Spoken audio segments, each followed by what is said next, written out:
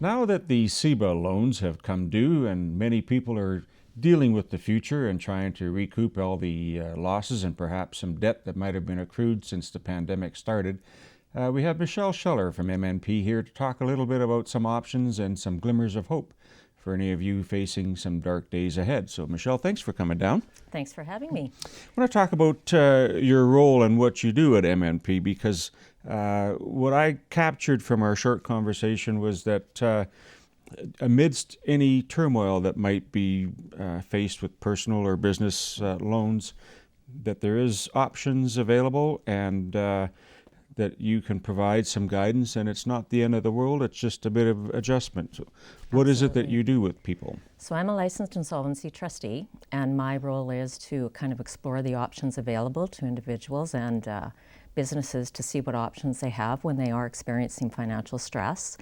So what we'll do is we'll meet with them, whether it be the director of the corporation or the individual, and look at assets, debts, liabilities, income and expenses, business cash flow, and see what options there are.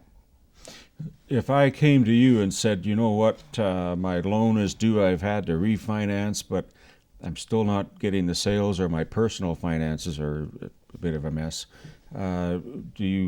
what are the steps that I would need to provide? Here's my bank accounts. Mm-hmm. I spends more than I makes, and you say don't do that anymore. Exactly.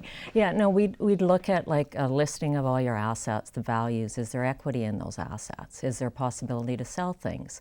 Business cash flow, is there a way to improve? Is there some downsizing? Or are there some business assets that aren't being used that could maybe be sold, or just some type of informal restructuring? If those solutions, so if you've talked to your bank, if you've tried to informally restructure and kind of deal with the debt on your own, if you hit a wall there, then the next step would be a formal process, which that's where we would walk you through, whether it be a proposal.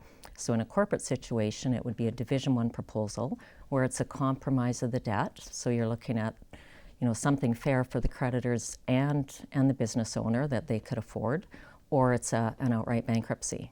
Nobody likes that word, right. But it's always, it's still, when there's a dire situation, it's still a solution that provides the ability for that individual to move forward. Sure. Mm-hmm. So it's not necessarily an end, it's an adjustment to some external factors that caused these things to happen.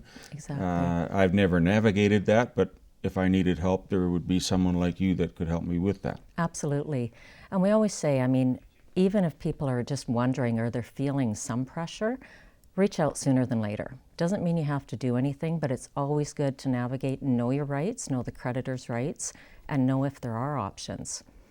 Through the pandemic, the loans that were advanced were, to be an interim help for businesses, these CEBA loans you referred to.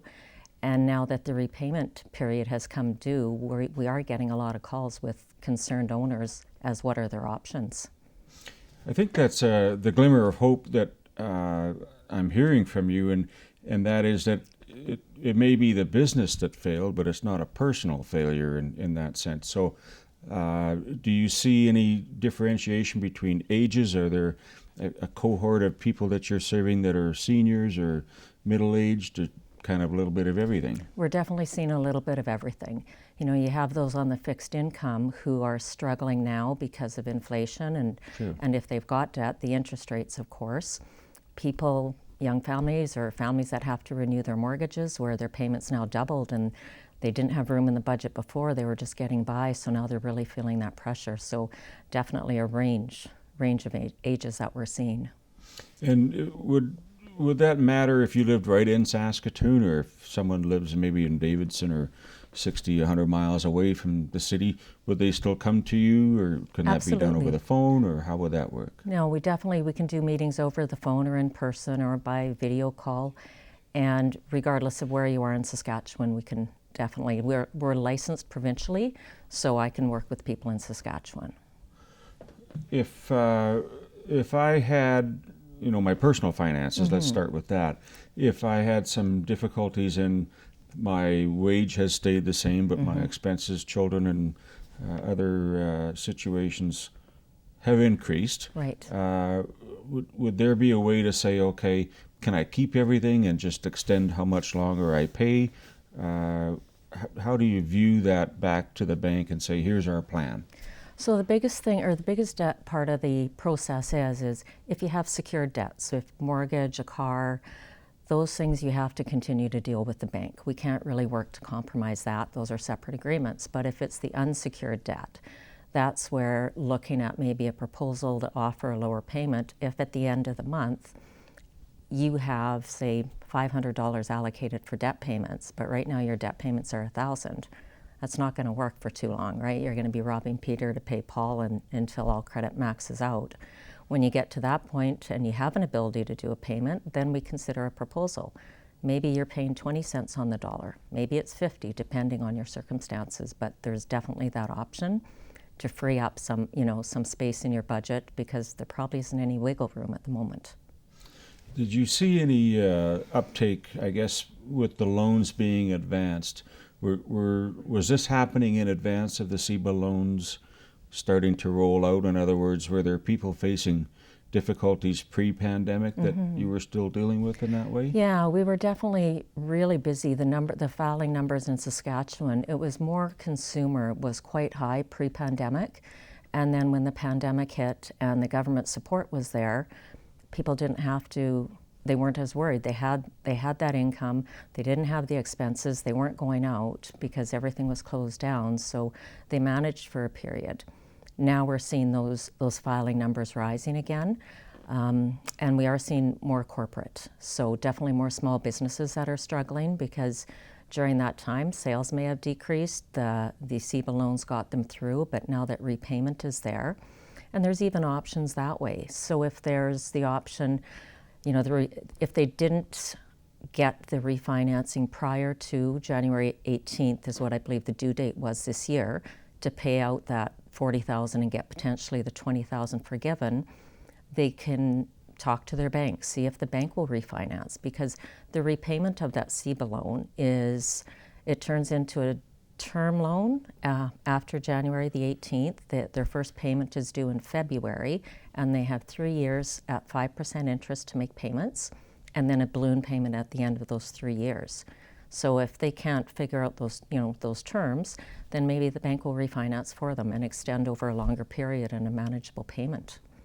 I've heard that if I didn't own a business but I was working for a business, that this potentially affects me as an employee for the success of my employer, that I have a job. Absolutely. So I can see the trickle-down effect, and they're not independent of each other. No. Are the directors personally liable for any loans that are taken on that business, or does it matter if they're an incorporated business or personal?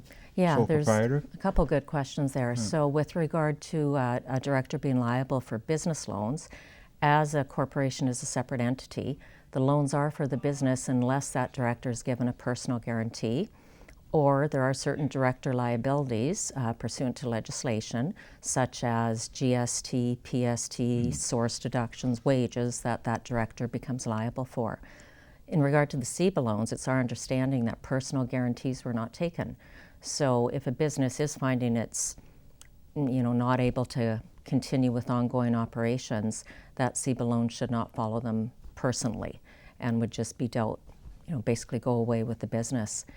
If it can't be repaid, then after the 3 years it would go back to the government, and if there's no assets and the business isn't operating, then there's no ability to pay that back and they're not personally liable.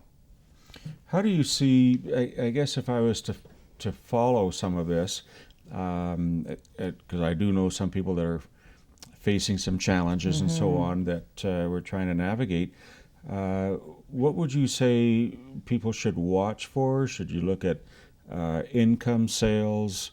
What are the dials on the dash that you would have to watch to say, this isn't looking good, we should pay attention to this or that? Yeah, I think the biggest thing they're looking at is cash flow. So if the sales are still there but your expenses have doubled, obviously you're not doing as good as you could, right? Are there ways to lower expenses? I mean, right now in the economy we're in, it seems, supplies are increasing, everywhere we're turning, whether it be in business or just at home, our groceries, costs are increasing, so in order to keep that viable, those sales have to be increasing too.